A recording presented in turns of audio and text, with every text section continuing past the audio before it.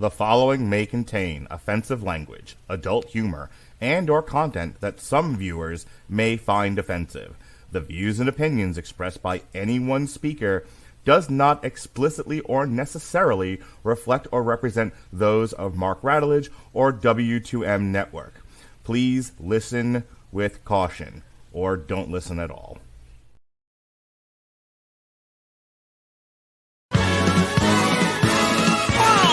There'll be spectacle, there'll be fantasy, there'll be daring do and stuff like you would never see. Be a movie. Yeah, we're gonna be a movie. Starring everybody and me.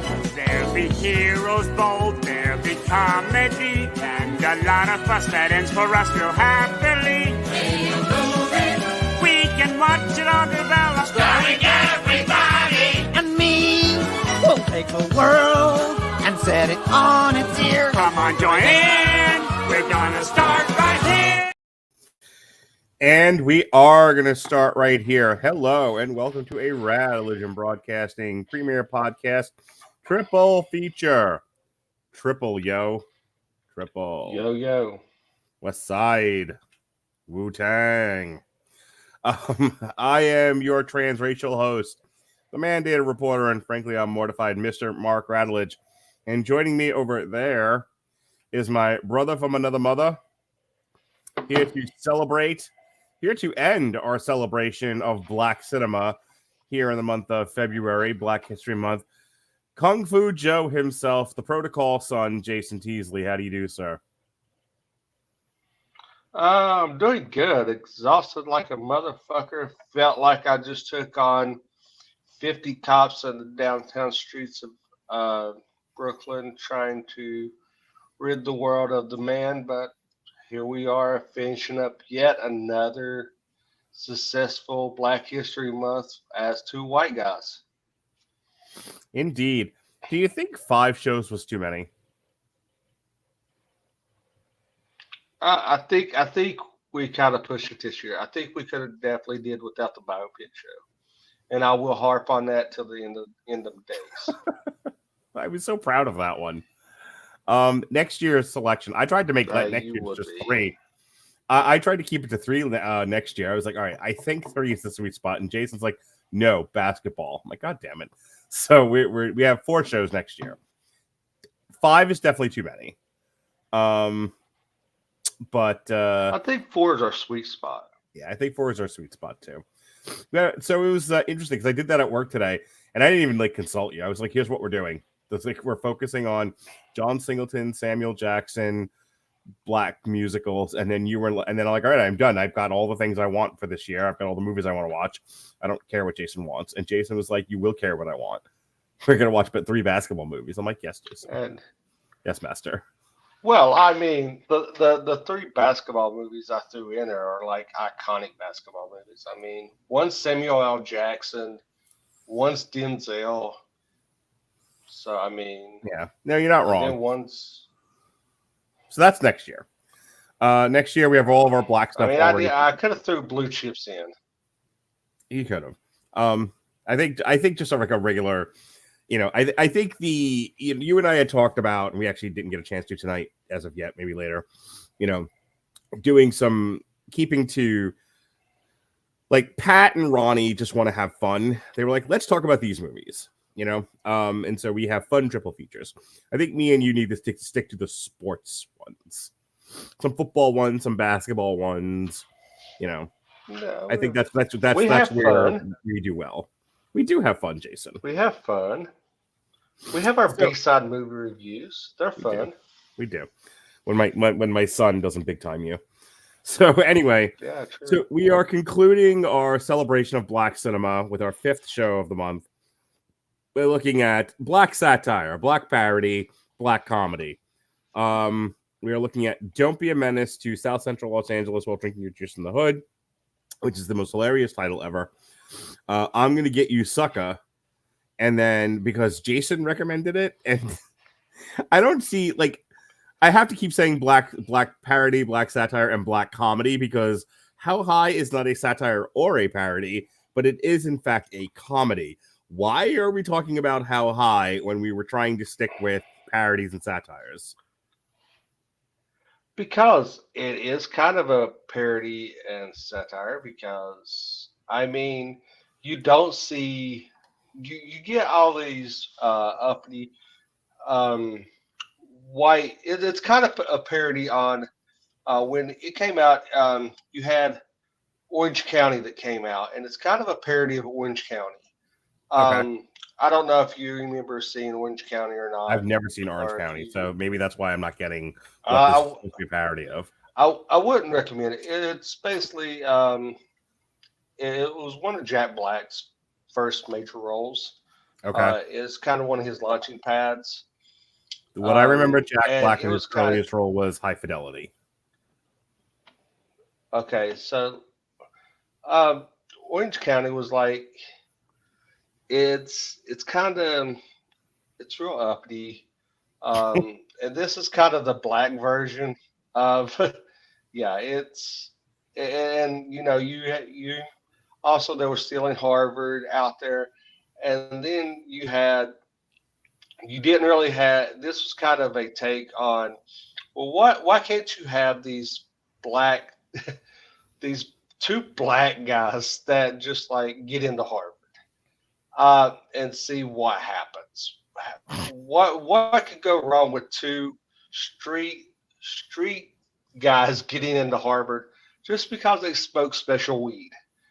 I mean, And it's kind definitely of a play on parody that. Like, of it's definitely a play on that. Like, look who's coming to dinner, kind of a thing. It's just like, oh no, black people are here to fuck up, upper class white society. It's definitely like a Beverly Hillbillies kind of a, oh look, the lower class is infiltrated the higher class. What do we do now? Kind of a thing.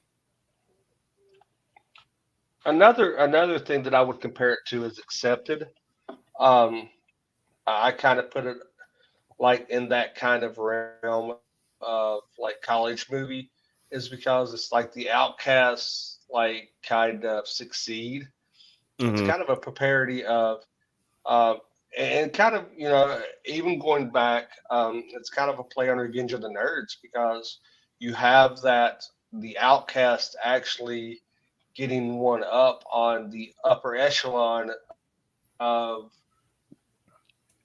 high society of the elites.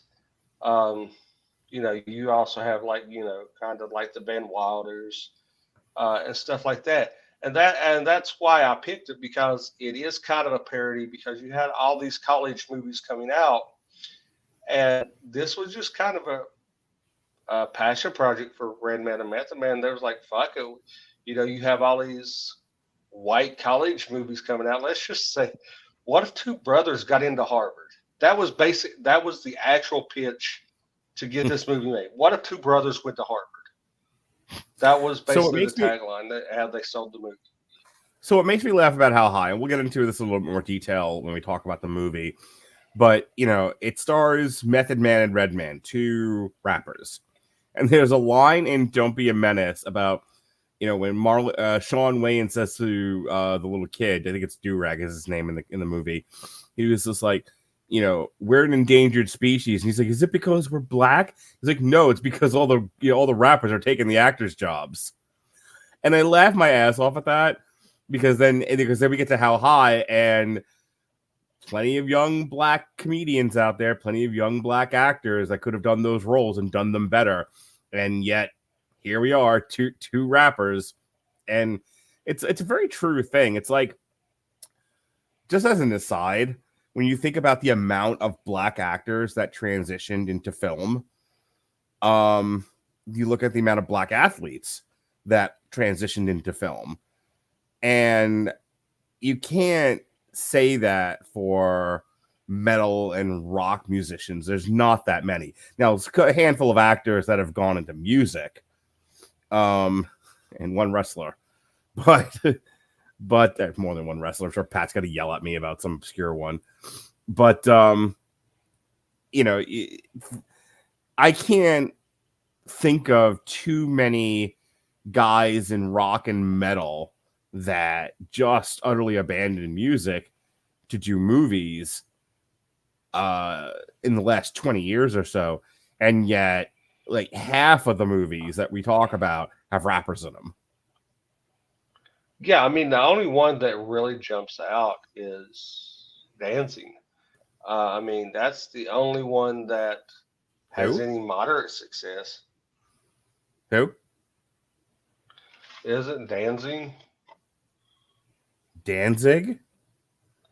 Like from the Yeah. Misfits and the self, named Danzig band? That was in Justine's mother. Glenn Danzig, you're talking about. Yeah. If he was whatever Yeah, I he mean, was in, it was so obscure. I don't know what it is. So anyway, all right. I mean, Sons of Anarchy. I'm only on season 1, buddy. I haven't gotten far enough into. Well, I mean, into. he's got a couple. He's got a couple of. He's got a couple of like credits to his name. I mean, nothing like huge. The biggest one I can think of is the biggest one I can think of is Henry Rollins. Henry Rollins was in a bunch of different movies, and he's done some television. So Henry Rollins was in Black Flag and the Rollins Band, obviously, but he's like the only one I can think of off the top. Oh, it is Henry. I'm sorry, it is Henry Rollins. I'm thinking of. Oh, thank God. Okay, I was like, you're like making me crazy here. I'm like, I don't think you know what you're talking about. Yes, Henry Rollins was in a bunch. I stand correct. I stand erected. Terrific. All right. So this first one we're going to talk about, like, there's always like an anchor movie. There's always a movie that like we must talk about this movie. Okay, so what are 2 other movies that are just like it that we can make a triple feature out of? Because I tend to want to do triple features because it allows a little bit more freedom of discussion. I don't have, as opposed to the on trial format, which is a little too restrictive at times because of the way we did it. And obviously none of these fall into Damn You Hollywood. They're not new. So when we just want to talk old movies, we want to have fun and just be like, hey, remember this movie from when we were younger? Yeah, let's have fun talking about it for 20 minutes. It started with Don't Be a Menace to South Central Los Angeles, Drinking Your Juice in the Hood, which is a 1996 American comedy film directed by Paris Barclay and his feature directorial debut, written by Paul Bowman with additional contributions starring Sean Wayans and Marlon Wayans. In the film, 2 cousins explore the surreal comedic world of South Central Los Angeles. Don't Be a Menace spoofs 90s hood films, which was in our group of triple features from last Black History Month. Menace to Society, South Central, which we did not review, Juice, and Boys in the Hood, which we did. It features cameos by actors from those films, often parodying their original roles. Produced by Keenan Ivory Wayans, more on him later. It is the Wayans' second film to parody the black film culture and African American society after I'm Gonna Get You Sucka, which we will talk about later. Don't Be a Menace was theatrically released in the U.S. on January 12th of 1996 by Miramax Films. Mixed to negative reviews from critics, but gained a cult following. It grossed $20 million off a $3.8 million budget. Yeah, these guys are like the kings of like low budget, high profit movies. Like, this is why they can make garbage, because their garbage makes money, and they shoot it for like $1.50. So yeah, see scary movies. Yeah. So much like Menace to Society and Boys in the Hood, which we talked about last year, these are very episodic movies. They follow your point of view characters. There's the slightest of slight plots. Essentially, you're just kind of seeing them in different scenarios as they live their lives. They're being pursued maybe by one aggravated drug dealer, and it all kind of comes to a head. That's kind of how Menace to Society goes. That's how Boys in the Hood goes. So Don't Be a Menace, which I'm going to call it for short because I can't do the whole title the whole time. And Don't Be a Menace kind of does the same thing. And I want to talk about this for a moment. Let's kick this around for a little bit. I like the Wayans brothers. Don't get me wrong. I love Keenan Ivory Wayans, Damon Wayans. I was never too high, no pun intended, on Sean and Marlon, but I can see the appeal, and I laugh my ass off at this movie because I love the source material so much, as we talked about last year.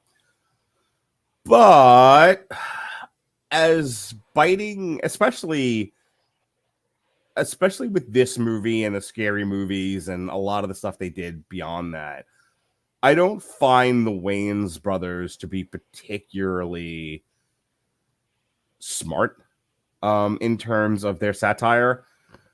So I think about like Mel Brooks. Mel Brooks' stuff is really funny. Going back to like Spaceballs, what do you call it? Help me. Young Frankenstein. Young Frankenstein, thank you. Blazing Saddles. Blazing Saddles.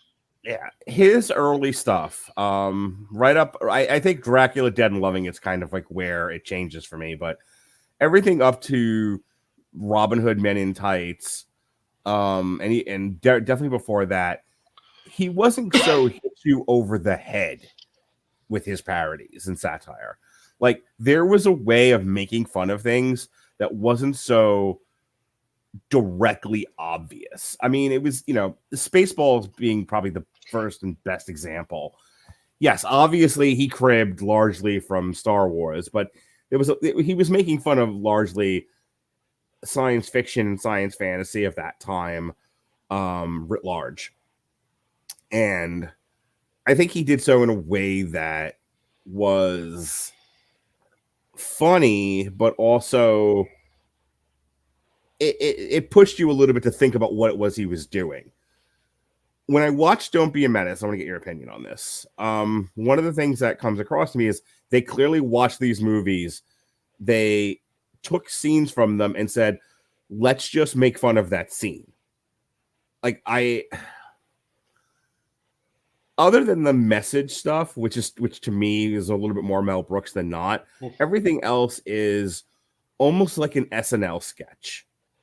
Like there's no cohesiveness to it. There's no, they're not saying anything about Black culture per se, at least in that movie. It's more of, we watched these movies, we saw these scenes are ridiculous to us, so we're going to make fun of them.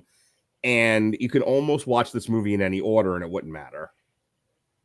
What do you think, Jason? This shines through the highlight of the Wayans brothers. What made the Wayans brothers famous, which was In Living Color. Yeah. I definitely get what you're saying, but in retrospect, this wasn't Keenan and Damon.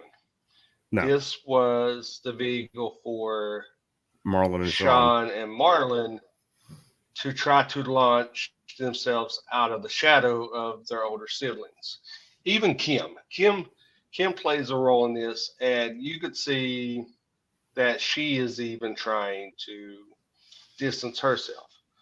Kim's a talented actress, but she is also in Living Color era. She was very popular on Living Color. She had a lot of great characters. And Living Color was great. It launched a lot of careers. Jim Carrey. It launched Jim Carrey most famously. Look, don't get me wrong. I loved In Living Color.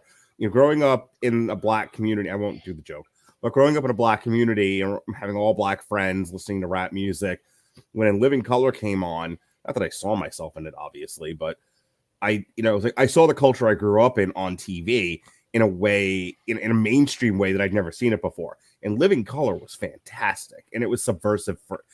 That's the thing. Weirdly enough, in Living Color was so far ahead of its time. Yeah, it was subversive. It was ahead of its time. It was really smart.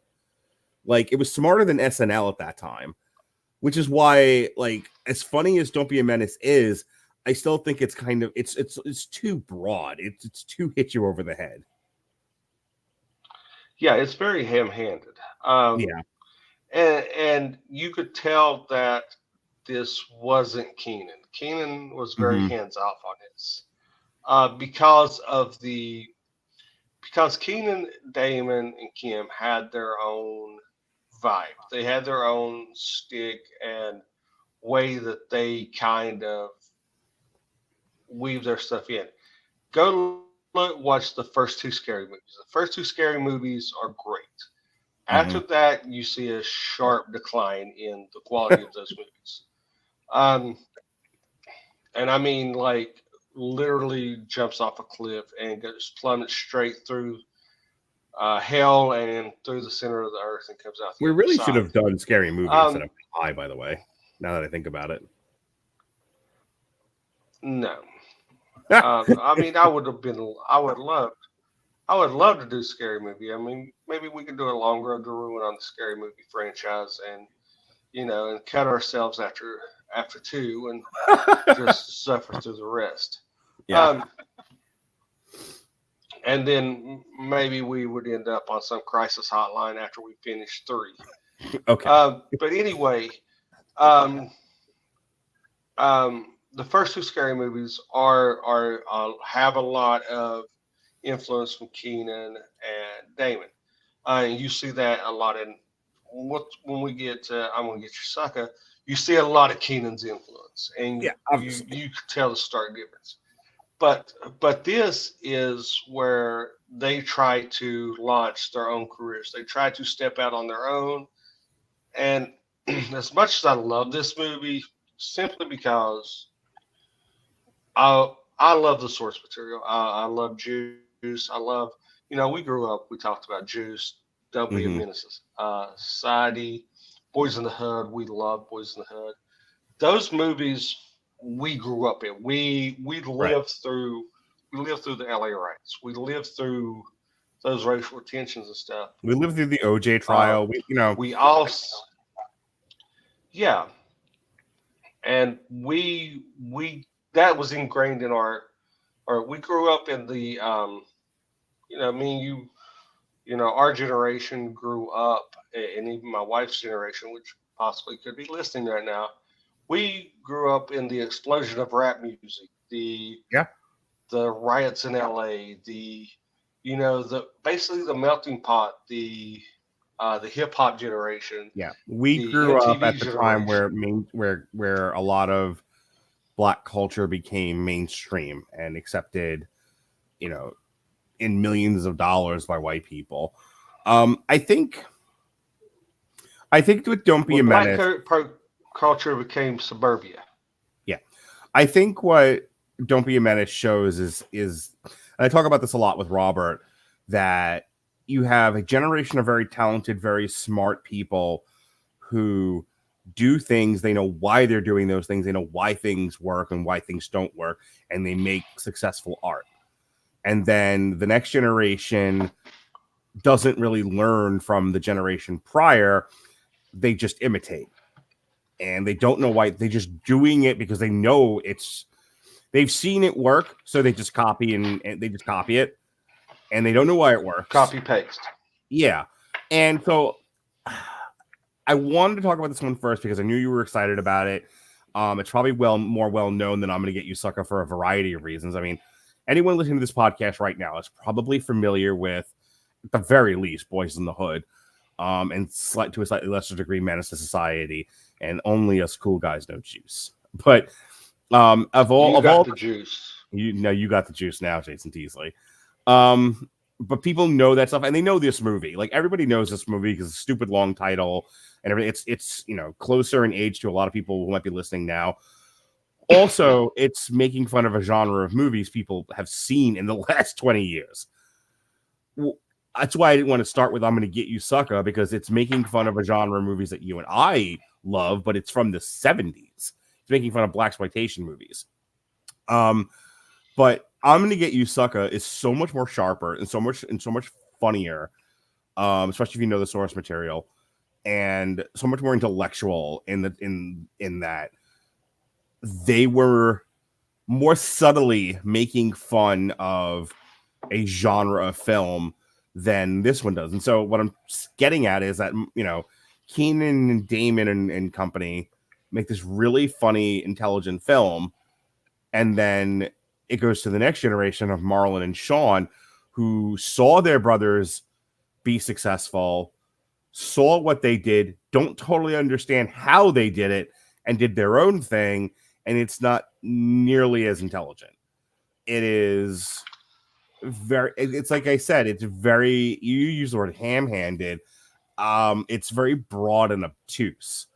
And it sounds like I'm being overly critical of Don't Be a Menace. I'm doing my job here as a film deconstructionist. But I'm also making the point of saying, and something that Robert and I have talked about a lot lately, about how parody and satire are dead. It's partially dead because things that used to be thought to be ridiculous and satirical are now like reality, which is a darn shame.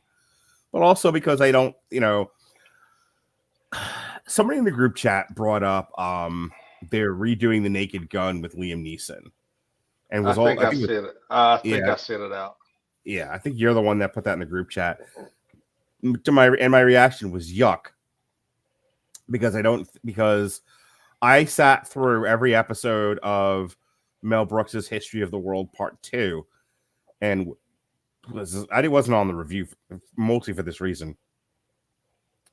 I was so let down by how bad that was. And History of the World Part 1 is one of my favorite movies of all time. It is so fucking funny. And that's, it's another Mel Brooks jam. And Mel Brooks was able to create this really funny look at different aspects of history without beating you over the fucking head. Like, just as a small example, during the Rome scene, the Rome sequence, they're just showing you like a busy Roman market, and a black guy walks across the screen and he's got a boombox on.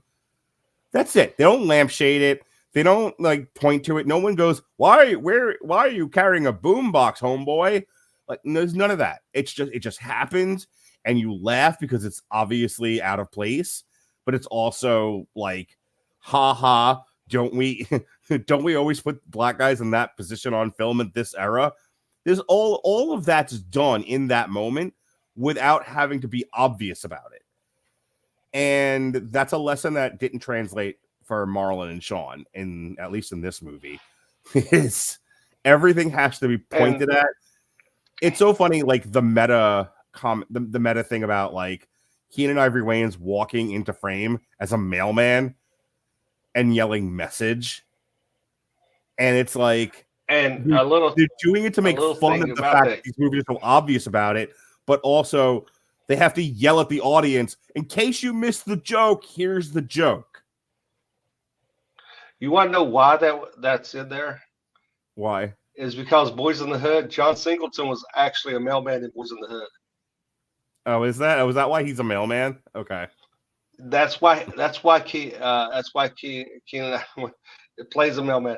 And I did not know that until I was doing some review, some show notes and stuff like that. That's why that's as some callbacks. And then we'll use this as a transition. Is you have the same shopkeeper from Juice that played in Juice plays the Korean shopkeeper in this and everything. Mm-hmm. You get a few call-outs, but like I said, we'll use this as a transition. Well, I don't want to get into I'm going to get you sucka just yet. There's a couple of things. No, I'm just saying. The Don't Be a Menace. You're parodying. We said Don't Be a Menace, Juice, and everything Society. like that. Yeah. Don't Be a Menace. Menace Society, Juice, you got Dead Presidents parodied in there. Yeah. A lot of this Poetic Justice. Then on I'm Gonna Get You Sucka. This is what's funny is because you get Shaft, you get Dolomite, you get all the blaxploitation films, and that's the stark contrast because you have even Superfly, you have these 70s early 70s, the 70s era action films parodies in that, and that's what worked. And it wasn't over the top, it wasn't really force fed to you. It was subtle. You get the gag, you get you're like, the whole Kung Fu Joe stuff is hilarious. I thought that was some of the funniest stuff ever because it was making fun of like Dolomite. It was making fun of the blaxploitation, not only the blaxploitation movement, but also the Kung Fu movement of the time and era. But in Don't Be a Menace, it was like, we have to beat this into you. Like the Poetic Justice stuff. It was beat over your head. Yeah. And there's so much of Don't Be a Menace that feels like it assumes the audience is dumber than shit. So it has to be really obvious about things. I think now that we've kind of gone through this exercise of talking about it, I think what I'm trying to get across in a very simple way is Mel Brooks didn't assume his audience was stupid, and his audience wasn't stupid. Ian and Ivory Wayans didn't assume his audience was stupid. This assumes the audience is dumb. And not that it's not funny, it's funny at times, but it's definitely not a movie where I watch it and go, oh, okay, you have enough faith in me as the viewer to know when you're joking, to know when you're satirizing something. You don't have to yell it at me. And this movie's like, nope, we assume everyone that watching this is a moron, and we have to yell the jokes at you. It's like low-hanging fruit, per Yeah, se. very much. And don't be amiss, as one of my favorite lines in any movie is when, they come up and says, what do you say to the nice man? Are you my daddy? That is one of my favorite lines in the movies. So that being said, a very long TikTok-y segment there on why this doesn't, it works as a parody, but it's not the best parody or satire I've ever seen. However, saying something nice about this movie because, would I recommend it? Yeah, absolutely. Especially if you've seen Boys in the Hood and Menace Society and all that. A couple of things about it that I wanted to talk about on a positive note. That opening bit where the kid's like, every day black youth is killed in South Central Los Angeles. They shoot him immediately. And they were like, nah. Before they reach their 21st birthday. Yeah, right. And then the other kid comes up behind him. He's just like, okay, let me explain it this way. And the other guy comes into frame. And he's just like got a cake in his hand. It's like, happy birthday. He's singing happy birthday. Homie. And for me? Yeah. And they shoot him dead. But like, there's some really funny sequences in this. Don't get me wrong. The stuff with Marlon Wayans and his dad, who might be younger than him, that joke got beat to fucking death. That annoyed me after like 5 minutes, and they kept coming back to it, and it just pissed me off. But a lot of the stuff with Marlon Wayans as Loke Dog, first of all, like Marlon Wayans like twisting up his face in every scene, doing that. He's like saying shit like should I match these shoes with this gun or these shoes with this gun? I'll just wear my bunny slippers. There's a lot of really funny stuff there. Marlon Wayans, his face, he could act through facial expressions. And he could be a very serious actor too, but his facial expressions. Him from Respect. I know you hate that review for some odd reason, but like him in Respect, like he was so menacing. Yeah, but just his facial expressions. He has this uncanny ability to just act through his face that very few people can do. But he shows like emotion, and he just has this way to contort his face that is hilarious. Yeah.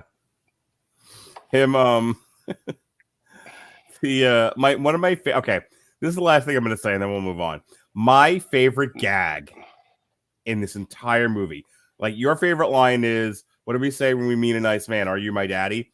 Okay, my favorite bit in this entire movie is a parody of the scene from Menace Society where they're cooking the crack, and it is the only scene that isn't screaming at you. They just let it breathe. They did the gag pitch perfect, and the look on Marlon Wayans' face when it was done is still fucking priceless to me. So if you watch Menace Society, which we did for the audience, there's a scene where it's shot in almost all like close-ups, and it's the steps to cook crack, right?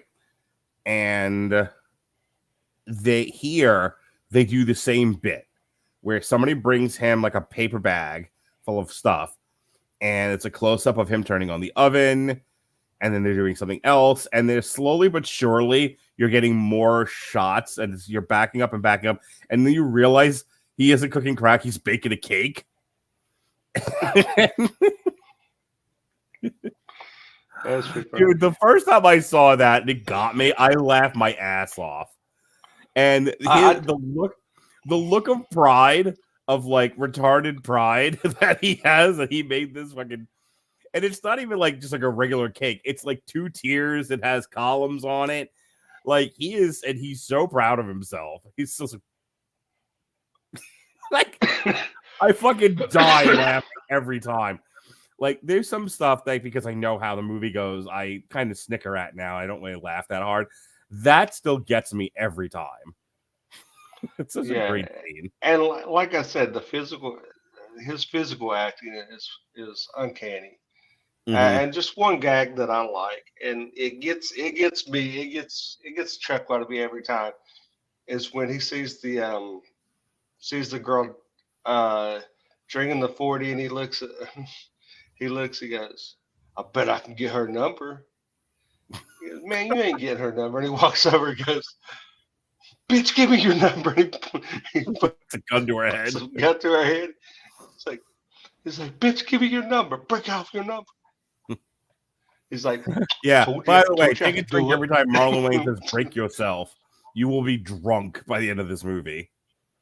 The other really funny gag, it's a straight crib from Boys in the Hood.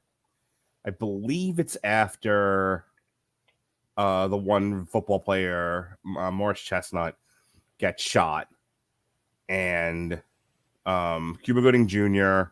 It's either after that or it's after they get stopped by the cops. And I might be thinking of Menace to Society now.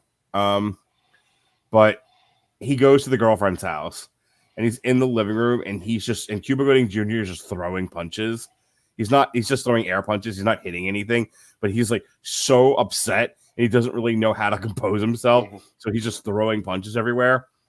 And the scene here that they do, which is fucking hilarious to me, is he goes to the same house, and he's dating a woman whose name is Dashiki. Dashiki is a hat, ladies and gentlemen.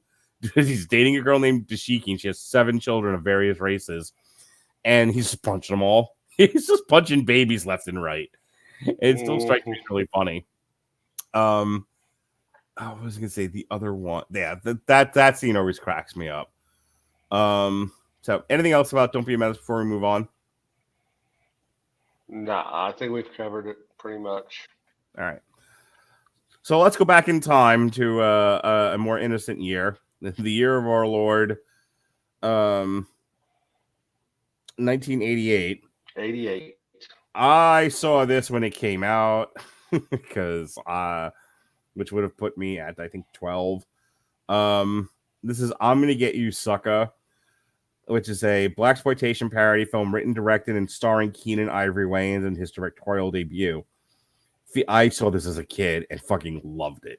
Featured in the film are several noteworthy African-American actors who were part of the genre of blaxploitation: Jim Brown, Bernie Casey, Antonio Fargas, Isaac Hayes. It also co-stars John Vernon, Kadeem Hardison, Jeanette Dubois, John Witherspoon, Damon Wayans, Clarence Williams III, and Chris Rock. It also has the film debut of comedian Robin Harris and brothers Sean and Marlon Wayans. The film entered a limited theatrical release on December 14th, 1988, before expanding to wide release on January 11th, 1989. It was commercially successful. Yes, on a budget of $3 million, it made $13 million, and this is why the Wayans brothers were kind of given a half a blank check and told, do whatever. You guys are pretty dependable. If you've never watched a blaxploitation film, first of all, what the hell?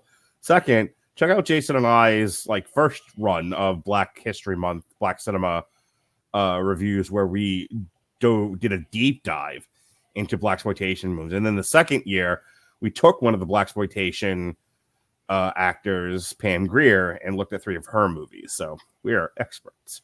But yeah, this if you've ever watched Truck Turner, Dolomite, well versed. Yeah, well versed. Yes, Sweet Sweetback's Badass Revenge, Coffee, Foxy Brown. Yeah, this kind of takes an amalgamation of all of them, and the story goes something like this: Junebug dies of OG. Which again, Oh, you have to God. know the time and the time that this is taking place. So they show him dead on the ground, and he's covered in gold chains. And you have to understand that if you were a rapper in the 80s, I mean, like, Mr. T was probably like the closest to the extreme, where like his whole thing was just tons of gold chains. But the gold chain thing was quite popular in urban black culture, and they made the biggest joke out of that. So he dies of having too much gold. His name is Junebug, and Junebug is the brother of Jack Spade. Take a minute to figure out what that means. I'll wait. And Jack Spade has come back from the army to avenge his brother's death. And the hood has been taken over by the mob, and the mob is run by Mr. Big, and Mr. Big is a white guy. And just fast forward real quick, the only like over the top like yelling at the audience joke, and it was kind of a black sheriff moment, you know, like Robin Hood Men in Tights. They had to do the blazing saddles thing. A black sheriff, and they pan to the camera, and Dave Chappelle goes, "It worked in Blazing Saddles. We fucking know. We know." We don't have to yell at the audience. This is the only yelling at the audience joke. They're like, "Mr. Big, I thought you'd be. He was like, "What? Not a well-known actor? Look, plenty of well-known actors and well-accomplished actors have taken on blaxploitation roles." And he like names a bunch. Like, it was like, all right, it was funny, but also they go off on, they start listing them. Yeah. Like, did we really need to stop the movie for this? Like, he could have just said, what, a well-known actor, like, and then something funny and just move the fuck on. We didn't need a list. Anyway, so he Chris Jericho would disagree. Thanks, Jason. So Jack Spade, he's on the hunt for Mr. Big, and he's directed towards an old black hero, Slade, and Slade connects him to Hammer and Slammer, and they get Kung Fu Joe, and they get Antonio Fargas's character, who plays a pimp, and first of all, I'm Gonna Get You Sucka is one of the movies I quote a ton. The gag about you can either take the stairs or the window is something I still fucking say to people. I'm like, you can take the stairs or the window, and because it leads to one of the funniest lines I've ever heard, and it's one that I will often say. It's "Kiss my natural black ass," and says David Wayne just dives out the window. To which the punchline is, I was gonna say take the elevator, but yeah, "Kiss my natural black ass." He says you got two options. Yeah, and he goes, "Well, he's going to take the elevator." Yeah, I love Damon Wayans cryingly yelling out "Kiss my natural black ass." Too funny. So there's that gag. Anyway, so they do a flashback. They're recruiting a bunch of old black heroes to take on the mob. That's the whole like premise of the movie. And there's a bit where when they go to talk to the pimp, they flash back to when he was Pimp of the Year, and it's like a Miss America contest, but for pimps. And he reads a poem, and his poem goes like this: "My bitch better have my money, not some, not part, but all my cash." And what's funny about that is the people in the audience yell, "Yes, sir, yes, Shakespeare!" Like literally someone yelled Shakespeare at him. Do you know that's that's not a made up thing? There is actually a real this pimp contest, players yes. ball. Yeah. I've seen the documentary, Jason. So, my bitch better have my money. The not players some, ball. Not some, not part, but all my cash. Because if she don't, I'm gonna put my foot dead up in her ass. It's poetry. It's Shakespeare. I laugh every time I hear it. And then when he gets out of prison, because he's been there since forever, he gets out. He's got goldfish heels, like literally, like he's got a tank in his shoe that he's walking on. because everyone's laughing at him. He like breaks the fucking breaks the tank in his shoe. Anyway, Hammer, Slammer, Slade, Jack Spade, and Kung Fu Joe, and the pimp form an assault on Mr. Big's fortress. And in the end, they corner him, they shoot him, they save the girl, and there's a bit earlier in the movie where Slade is being followed by like a brass band, and he was like, every hero should have theme music. And so at the end, the payoff of that gag is Jack Spade is then accompanied by KRS-One in Boogie Down Productions, BPD, baby. And they're like, who the hell are these guys? He's like, you said every hero should have his own music. And they literally wrote a song called Jack of Spades. Awesome. KRS-One forever. Jason, tell me you loved I'm Gonna Get You Sucka. Yes, I did. And it was actually my first time ever seeing it. You'd never seen this before? No, this was my intro to it, and I loved it. So good, isn't it? Especially, we do like our B-side movie reviews. Me and you have a uncanny love for blaxploitation films that you just realize that I also loved when we started doing B-side movie review and our Black History reviewed last year when we covered Foxy Brown, Blackula, and stuff. You uncovered my love for blaxploitation, which you never knew about, and we got onto the subject and we started talking. And you was like, "Oh my God, I found a soulmate. We share blaxploitation love." And then we went off and made babies that travel the countryside with Foxy Brown and Blackula. But now this was like so up my alley. The fact that you get the famous Chris Rock joke. How much for ribs? How for one rib? How much for ribs? How much for ribs? It's $5. How much for one rib? How about it's like, how about I give you, how much for a soda? Fuck the cup, for my hands. How about I give you 10 cents and you just point in my hands? I am hungry. And he has a whole entire bit about that now in his stand-up.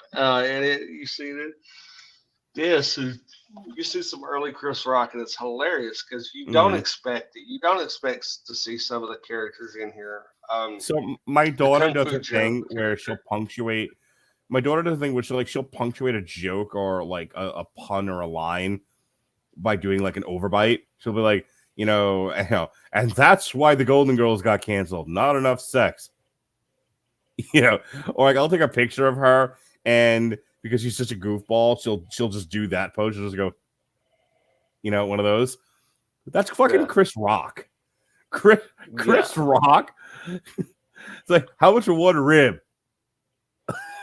He fucking sticks his teeth out.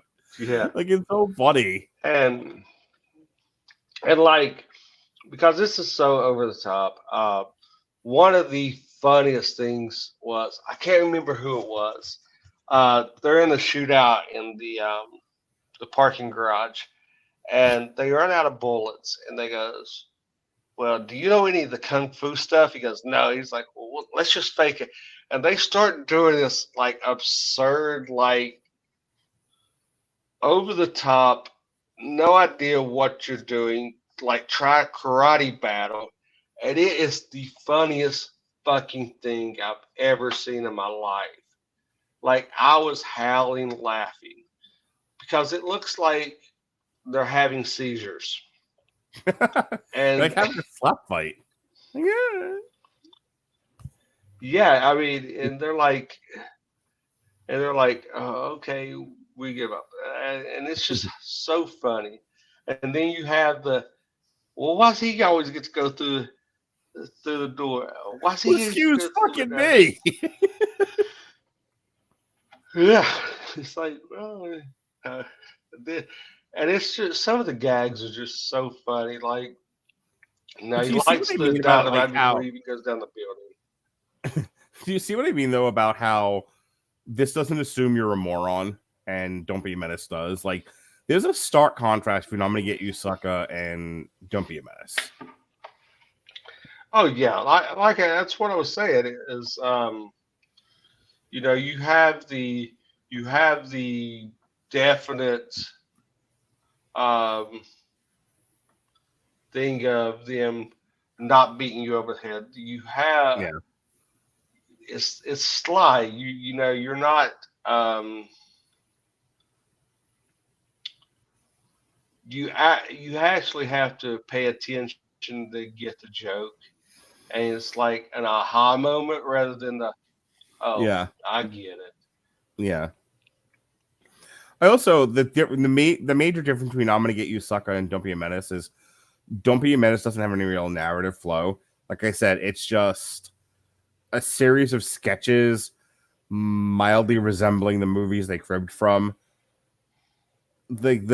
Just like in Boys in the Hood, the barest of plots is in Don't Be a Menace is that Dashiki used to date Toothpick. And Toothpick is not in love with the fact that she's getting with Sean Wayans, and they keep trying to kill him. That's kind of it. Just fine, but like they're more focused on, hey, there's all these scenes from different movies and different characters, and let's make them go way too long. As opposed to this, where it's a very tight script, where it's like, okay, my brother died in the service of the mob. I've come back to avenge him. I have to talk to all these retired heroes that did their bit for God and country, and they have to be like convinced to come back, and they do, and then they go shoot the bad guy. That's it. It's perfect. And the only like gratuitous, unnecessary bit, which I had to look up what this was supposed to be, was when you have Damon Wayans trying to track down, oh gosh, what's her name? Dawn Lewis. I believe that's the actress' name, Dawn Lewis. Where she gets off work and she gets off like early because she's having like cramps, and Damon Wayans stalks her. Oh God, that's hilarious. And she turns around and she's like possessed. Which I get it. I've been around women on their periods. I understand how they feel. And I know. I guess I can understand the gag, but like it seemed wildly out of place in this movie. I think it's I want to say it's Jim Brown that falls after he like. Oh, he's the one that goes through the window. All the gut. What is it? Isaac Hayes that falls in? No, Isaac Hayes. Loads up Isaac Hayes is the one that blows himself up because he has too many guns and he slips on it and he slips on a bullet. Yeah. Yeah, and he goes, "Did we get him?" It's like, yeah, man, we got him. Good. Right. It's like, you barely walked out the damn door. Yeah. Do you think you have enough guns? You can never have enough guns. He blows himself up. No. Slammer, Jim Brown, he goes through the window after whining about it that he didn't want to go. He wanted to go through the window, so he does, and he like falls to the floor, and everyone's sort of watching him struggle to get back up again. He's also the one with like the giant oversized bunion. Like they shot me in my bunion. Yeah. All right. Anything else about I'm Gonna Get You Sucka? And also the funniest one. Mm-hmm. The funniest thing is, and I didn't know if you noticed this, is did you know during the Caligula's in Caligula headquarters, the white girl is actually Jan Brady? No, I had no idea. Yeah, because you hear the Brady Bunch things, and I was sitting there thinking, I was like, and the girl comes out, and I'm like, man, she looks so familiar. And then you had the Brady Bunch theme, and I was like, man, she looks so familiar. Yeah, it's actually Jan Brady. is the white girl that's in Caligula's in the Caligula clubhouse. It is All pretty right. funny. Yeah, it's a little But bit yeah, of trivia. I love this. Love this movie. Highly recommend it, especially if you're a fan of 70s style cinema, black exploitation stuff. If you watch this movie, definitely go back, check out the archive where me and Mark talk about black exploitation, and even go back a few weeks and watch the Eddie Murphy film where we reviewed Dolomite Is My Name. Definitely a good movie to watch as well, and to pair with this to watch. All right.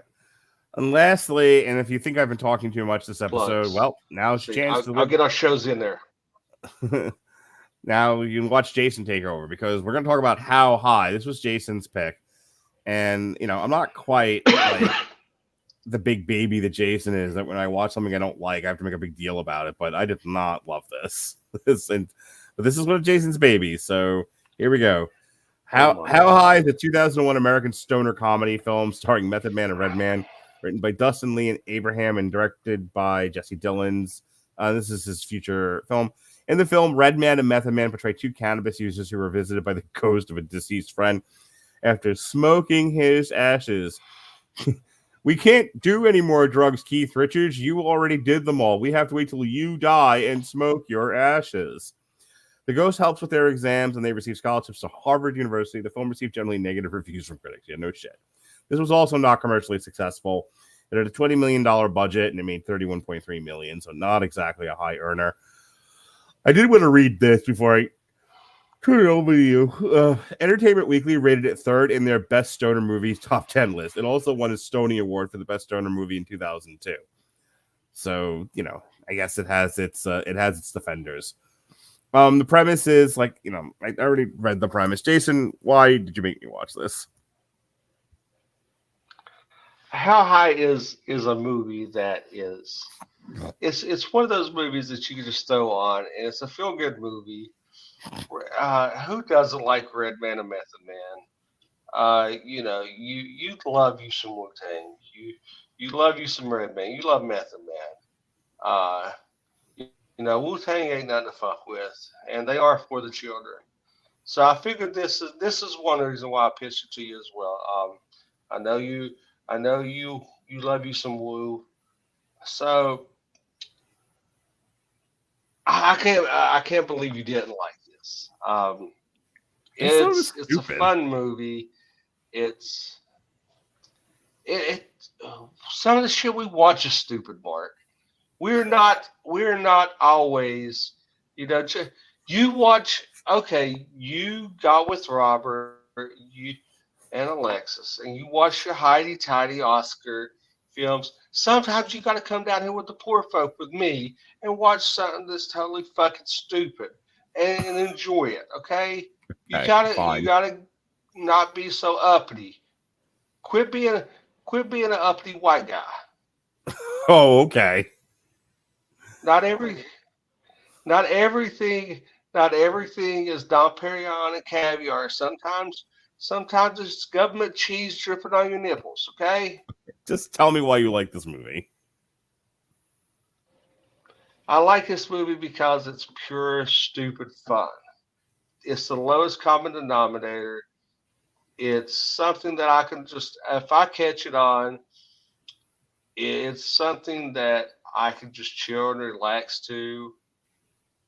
It's, you know what? Hang on, I have to tell you. One of those movies. I have to tell you to go fuck yourself, and here's why. So 2 years ago, we did 70s blaxploitation, then we did modern blaxploitation, and you picked Soul Man, the Ladies Man rather. I can't remember what the other one was, but then I also picked Soul Plane. Okay, don't tell me I don't know stupid. That I gotta watch the Cheese Whiz movie when I'm the one that made you watch Soul Plane, one of the dumbest movies of all time, which I laugh my ass off every time. So don't you tell me I'm hoity-toity. But if you can't enjoy, Benjamin Franklin's appreciation for creating the first bong, then you're a little too hoity-toity for me, Mark Radulich. Let me tell you, Method Man when has Lisa Turtle I did enjoy the fact she was in this, by the way. graduated Bayside High, went to Harvard, and hung out with Redman and Method Man. Tell me that did not. And then, the Powder Man. Come with it. That I enjoyed. Tell me you're not packing around some baby powder right now. Tell me you're not keeping your pip hand strong. I've always got baby powder for when I need to smack my bitch up. I'm gonna tell my girlfriend this weekend. Right. Yeah, she gets on my nerves and be like, "Come with it." That scene actually cracks me up because when the two white girls in the back of Mike Epps, who's a pimp, Mike Epps' car, and they're like mouthing off to him, and and he's like laying into them, just food, more, and finally he's like, "Come with it," and smacks the shit out of both of them, and they both have white handprints on their faces, and it's just like, I mean, it was the truest thing in this movie. This movie is highly unrealistic, but a black guy smacking two white bitches around and them loving it, that resonated with me. That rang true. That checks out for you, okay? Yeah, that works for me. But yeah, I mean, in all seriousness, I mean, this is one of those movies. I mean, it's mind-numbingly fun for me. There's some comfort movies. I was starting to say Method Man has like charisma for days. Method Man has like Hulk Hogan level charisma, and that was like half my problem with this movie.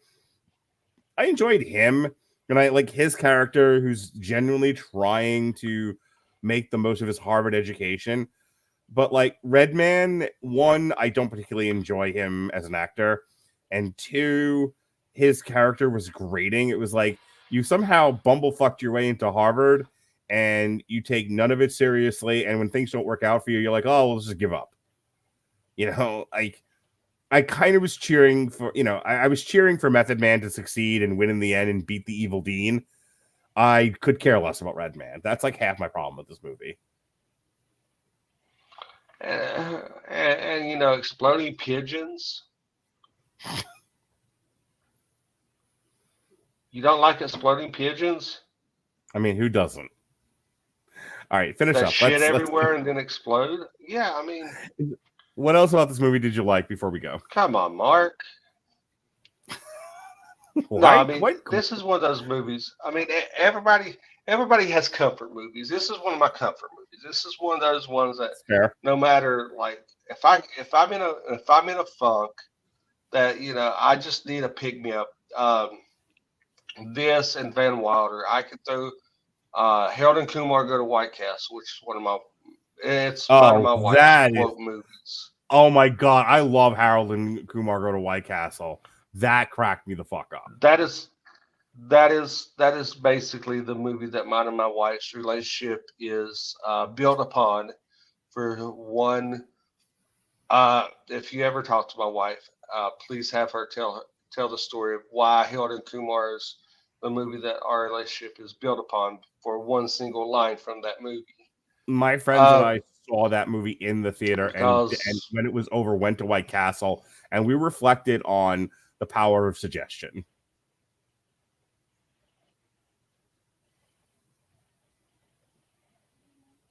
I lose you? I mean, my wife loves White Castle, but she had never seen it. Mm-hmm. No. She had never seen Harold and Kumar Go to White Castle until me and her started dating and we moved in together. Mm-hmm. And I'll tell this story real quick. But like she was having like the absolute worst, shittiest day ever. And I came out of the shower. Kenzie was gone to her grandmother's. I came out of the shower, dropped my towel, looked at her and said, "We're going to burn this motherfucker down, Pookie," and ran through the house, butt-ass naked. Dick in the wind. Nice. And that's how my wife's nickname became Pookie. That's why my wife's nickname's Pookie. And every time that she's having a bad day, I just look at her and say, "We're going to burn this motherfucker down, Pookie."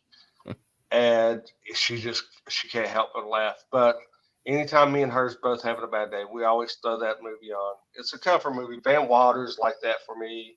I can watch Van Wilder at any given moment. I can almost, I've seen Van Wilder almost 1,000 times, literally almost 1,000 times. Write that down. But How High is up there too. I've seen How High probably a good 300-400 times.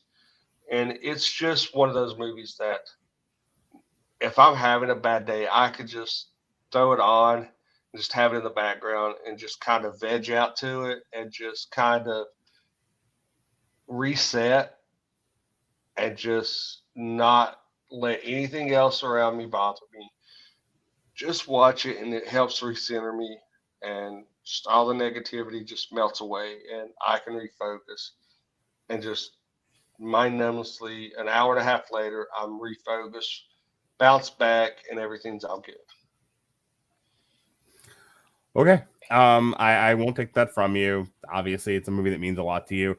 I watched it. It was all right. I laughed in a couple of different places, but overall, I'm just like, I think part of the problem is Robert said on Tuesday, he was just like, your whole like life is like drenched in sex. And I'm like, one way to look at it. And that's the thing, like put one a raunchy sex comedy on, and I'm all the way there. Like you and I, there was a point where you and I were like planning triple features, and we were trying to figure out like which 3 80s hard body movies to do because we named about 100 at the time. There's a whole fucking series of these that we were going to look at. I was way overly excited for No Hard Feelings last year. With Jennifer Lawrence because it was like, yay, the return to the 80s sex romp, the raunchy sex comedy.